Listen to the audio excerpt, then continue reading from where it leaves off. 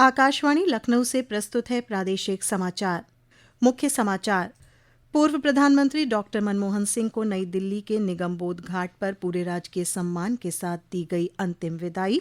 राष्ट्रपति, उपराष्ट्रपति और प्रधानमंत्री सहित अनेक राजनीतिक दलों के नेता अंतिम संस्कार में हुए शामिल। प्रधानमंत्री नरेंद्र मोदी कल 11 बजे मन की बात कार्यक्रम में लोगों से साझा करेंगे अपने विचार। मुख्यमंत्री योगी आदित्यनाथ ने राष्ट्रीय टीबी उन्मूलन अभियान को कोविड प्रबंधन की तर्ज पर संचालित करने का दिया निर्देश। कहा, टीबी मुक्त भारत के लिए जनभागीदारी जरूरी। और राज्य के अधिकांश जिलों में बारिश से बढ़ी ठंड, कल और परसों घने कोहरे की चेतावनी। नमस्कार, प्रदेश के समाचारों के साथ मैं श्वेता उपाध्याय और अब समाचार विस्तार से।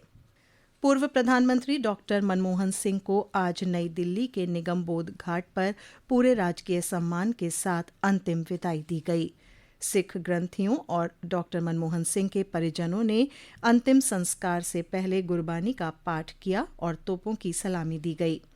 औपचारिक गार्ड ऑफ ऑनर के बाद राष्ट्रपति द्रौपदी मुर्मू, उपराष्ट्रपति जगदीप धनखड़, प्रधानमंत्री नरेंद्र मोदी, केंद्रीय मंत्री राजनाथ सिंह, अमित शाह और जगत प्रकाश नड्डा तथा लोकसभा अध्यक्ष ओम बिरला ने डॉक्टर सिंह को श्रद्धांजलि अर्पित की।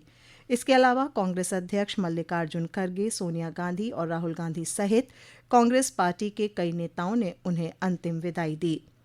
थल सेना प्रमुख जनरल उपेंद्र द्विवेदी, नौसेना प्रमुख दिनेश के त्रिपाठी, वायुसेना प्रमुख अमरप्रीत सिंह, भूटान नरेश जिग्मे खेसर नामग्याल वांगचुक और मॉरिशस के विदेश मंत्री धनंजय रामफल ने भी डॉक्टर मनमोहन सिंह को पुष्पांजलि अर्पित की।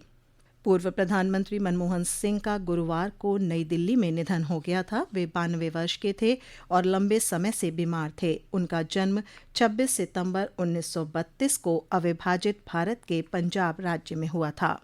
पूर्व प्रधानमंत्री डॉक्टर मनमोहन सिंह का पार्थिव शरीर आज पंचतत्व में विलीन हो गया। हाथों में पुष्प, मन में आदर और आंखों में आंसू लिए डॉक्टर सिंह के निधन से शोक में डूबे देश ने दलीय और क्षेत्रीय सीमाओं से उठकर उन्हें श्रद्धांजलि दी। सभी लोगों ने अलग अलग रूप में राष्ट्र जीवन में गहरा असर डालने वाले उनके योगदान को याद किया। सिंह उन दिग्गजों में से एक थे जिन्होंने नए उदारवादी भारत की कल्पना की थी। वे एक सच्चे राजनेता थे जिनके शांत व्यवहार ने उनके परिवर्तनकारी प्रभाव को झुठला दिया। मनमोहन सिंह ने 33 सालों तक राज्यसभा के सदस्य के रूप में अपनी सेवाएं दी। 2004 से 2014 तक वे यूपीए सरकार में देश के प्रधानमंत्री रहे। इसके अलावा 1991 से 1996 तक उन्होंने नरसिम्हा राव की सरकार में वित्त मंत्री के रूप में कार्य किया था। उनके दिल में कविताएं और शायरी धड़का करती थी। डॉक्टर सिंह के लोकसभा में दिए गए शेर का आज ये अंश याद आ रहा है। माना कि तेरी दीद के काबिल नहीं हूँ मैं, तू मेरा शौक देख, मेरा इंतजार देख। समाचार कक्ष से एक श्रद्धांजलि। केंद्र सरकार पूर्व प्रधानमंत्री डॉक्टर मनमोहन सिंह के स्मारक के लिए जगह आवंटित करेगी। गृह मंत्रालय ने एक बयान में कहा कि सरकार को कल इस संबंध में कांग्रेस अध्यक्ष मल्लिकार्जुन खड़गे से अनुरोध पत्र मिला है। प्रधानमंत्री नरेंद्र मोदी कल आकाशवाणी पर मन की बात कार्यक्रम में देश विदेश के लोगों के साथ अपने विचार साझा करेंगे। यह मासिक रेडियो कार्यक्रम की 117वीं कड़ी होगी।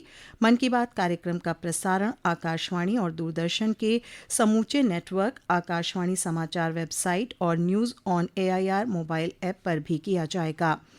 इसे आकाशवाणी समाचार, DD न्यूज, PMO और सूचना एवं प्रसारण मंत्रालय के YouTube चैनलों पर भी सीधा प्रसारित किया जाएगा। मुख्यमंत्री योगी आदित्यनाथ ने कल लखनऊ में वरिष्ठ अधिकारियों, जिलाधिकारियों सहित अन्य विभागीय अधिकारियों के साथ वर्चुअल माध्यम से राष्ट्रीय टीबी उन्मूलन अभियान की प्रगति की समीक्षा की। श्री योगी ने कहा कि जन भागीदारी के जरिए टीबी उन्मूलन अभियान को आंदोलन का रूप दिया जाए। एक रिपोर्ट। मुख्यमंत्री योगी आदित्यनाथ ने अधिकारियों को कोविड प्रबंधन की तर्ज पर टीबी उन्मूलन अभियान को चलाए जाने का निर्देश दिया है। उन्होंने कहा कि ट्रेस, टेस्ट और ट्रीट की नीति अपनाते हुए लक्षण के आधार पर लोगों की स्क्रीनिंग की जाए और टीबी की पुष्टि होने पर तत्काल उनका इलाज शुरू किया जाए। इस काम में आशा बहुओं, आंगनबाड़ी कर्मियों, ANM के जरिए घर घर टीबी रोगियों की तलाश का काम लिया जाए। उन्होंने राज्य के 15 जिलों में चलाए जा रहे 100 दिनों के सघन टीबी अभियान का विस्तार कर सभी जिलों में इसे संचालित करने पर जोर दिया। मुख्यमंत्री ने कहा कहा कि 2025 तक टीबी मुक्त भारत का जो लक्ष्य रखा गया है उसे तेजी से पूरा किया जाना चाहिए। उन्होंने गणमान्य लोगों, पूर्व प्रशासनिक अधिकारियों, कुलपतियों, धार्मिक गुरुओं, जन प्रतिनिधियों और स्वैच्छिक संगठनों की भागीदारी सुनिश्चित कर अभियान को सफल बनाने पर भी बल दिया। आकाशवाणी समाचार कक्ष से फजल इनाम। ये समाचार आप आकाशवाणी लखनऊ से सुन रहे हैं। ताज़ा समाचार जानने के लिए आप हमारी वेबसाइट newsonair.gov.in पर लॉगिन कर सकते हैं। इसके साथ ही आप प्रादेशिक समाचारों का ये बुलेटिन हमारे YouTube channel news on AIR Lucknow पर भी सुन सकते हैं। नीति आयोग के आकांक्षात्मक विकास खंड कार्यक्रम में प्रदेश के 42 जिलों के 68 विकास खंडों का चयन किया गया है। ओवरऑल रैंकिंग में पिछले 1.5 वर्षों के दौरान प्रदेश के 10 विकास खंडों ने उत्कृष्ट प्रदर्शन किया है। विभिन्न मानकों पर आकांक्षात्मक ब्लॉक की प्रगति के आधार पर हर 3 महीने पर ओवरऑल डेटा और जोनवार रैंकिंग जारी की जाती है। बीते सितंबर महीने में सिद्धार्थनगर जिले के खेसराहा ब्लॉक ने प्रथम स्थान हासिल किया है। वहीं दूसरी रैंकिंग फर्रुखाबाद के नवाबगंज विकास खंड को मिली है। कौशाम्बी विकास खंड को 2023 में दूसरा स्थान, जबकि श्रावस्ती जिले के जमुन्हा विकास खंड को मार्च 2024 में पहला स्थान हासिल हुआ है। ओवरऑल रैंकिंग में प्रथम स्थान पाने पर 3 करोड़ और दूसरा स्थान पाने पर 2 करोड़ रुपए की प्रोत्साहन धनराशि देने का प्रावधान है। श्री राम मंदिर निर्माण समिति के अध्यक्ष और पूर्व IAS अधिकारी नृपेंद्र मिश्र ने कहा है कि पूर्व प्रधानमंत्री स्वर्गीय मनमोहन सिंह ने विकसित भारत की आधारशिला 1991 में रख दी थी। अयोध्या में मीडिया से बातचीत करते हुए श्री मिश्र ने कहा कि वर्ष 2047 तक भारत की आर्थिक स्थिति बहुत अच्छी होगी, जो हमें विकसित राष्ट्र की श्रेणी में ला खड़ा करेगा। उन्होंने कहा कि स्वर्गीय सिंह ने अपने विजन और आर्थिक नीतियों से देश के आर्थिक इतिहास को नया मोड़ दिया।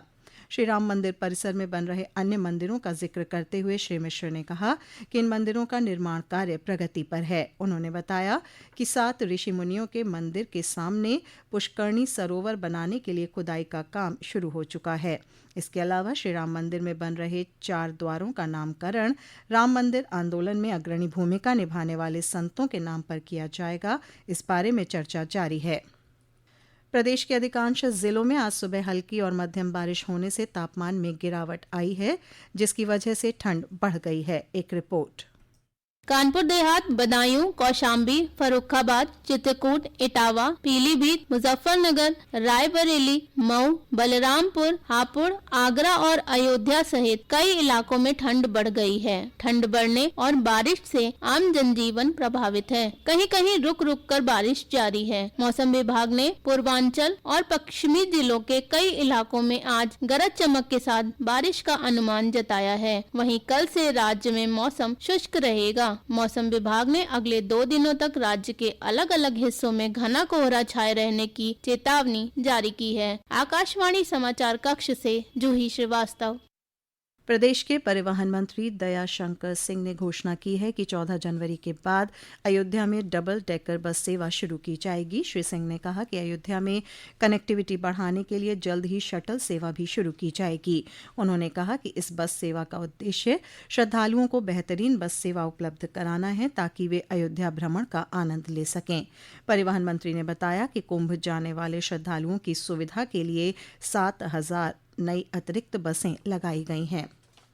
राष्ट्रीय हरित न्यायाधिकरण NGT ने लखनऊ के कुकरेल वन क्षेत्र में बनने जा रही देश की पहली नाइट सफारी परियोजना पर फिलहाल रोक लगा दी है। NGT ने पर्यावरण संबंधी एक याचिका का संज्ञान लेते हुए केंद्र और राज्य के साथ साथ प्रधान मुख्य वन संरक्षक को नोटिस जारी किया है। याचिका में कुकरेल वन क्षेत्र में पेड़ों की कटाई और लखनऊ चिड़ियाघर को यहां स्थानांतरित न करने का अनुरोध किया गया है। न्यायमूर्ति प्रकाश श्रीवास्तव और विशेषज्ञ सदस्य ए सेंथिल एवेल की अध्यक्षता वाली पीठ ने अपने आदेश में सरकार को यह सुनिश्चित करने को कहा है कि 21 अप्रैल 2025 को होने वाली अगली सुनवाई तक कुकरेल वन क्षेत्र में पेड़ों की कटाई न की जाए। और अब अंत में मुख्य समाचार एक बार फिर। पूर्व प्रधानमंत्री डॉक्टर मनमोहन सिंह को नई दिल्ली के निगम बोध घाट पर पूरे राजकीय सम्मान के साथ दी गई अंतिम विदाई। राष्ट्रपति, उपराष्ट्रपति और प्रधानमंत्री सहित अनेक राजनीतिक दलों के नेता अंतिम संस्कार में हुए शामिल। प्रधानमंत्री नरेंद्र मोदी कल 11 बजे मन की बात कार्यक्रम में लोगों से साझा करेंगे अपने विचार।